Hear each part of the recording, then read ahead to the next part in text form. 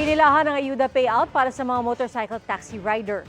Sakto raw yan, lalo't inaasahan ulit ang taas presyo sa produktong petrolyo sa susunod na linggo. Nakatutok si Bernadette Reyes. Sa kabila ng mainit na panahon, pumila ang mga motorcycle taxi rider para sa kanilang cash relief assistance sa Maynila. Halos 2,500 na riders ang nabigyan ng tig 5,000 pesos mula sa Department of Social Welfare and Development. Magpapatuloy yan hanggang bukas sa araw ng linggo. Timing nga naman lalo't may nakaamba na namang panibagong dagdag presyo sa petrolyo.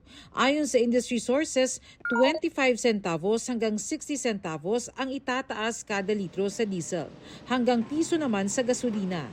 Sa kabila ng patuloy na pag-uusap ng Amerika at Iran, nananatili pa ring mataas ang presyo ng produktong petrolyo. Ang gasolina nga halimbawa, 3 sunod-sunod na linggo nang tumataas ang presyo at maaaring masundan pa sa darating na Martes.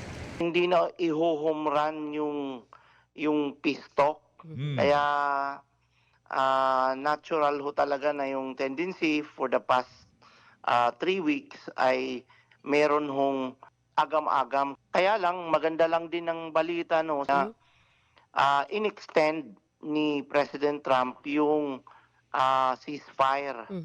At dahil doon, hindi ho masyadong lumaki yung alagwa nung pag-i-increase in the past 2 weeks at inaasahan natin na hindi rin ho ganong kalaki next week. Dati mura yung yung gas sa diesel. Ngayon nagkabaligtad na. Medyo kami naman yung medyo nahihirap-hirapan. Kaya medyo din. Tis-tis lang din sa gasolina. Mahal talaga.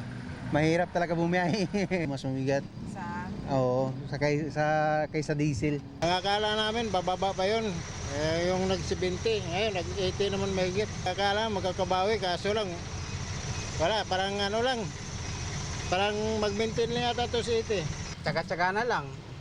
Kaysa naman wala kang kahit ibiling bigas. Tataas naman daw sa Martes eh. Ano pa masasabi niyo doon? Dagdag na naman yung pahirap sa aming mga driver. Bernadette Reyes, Nakatutok, 24 Oras.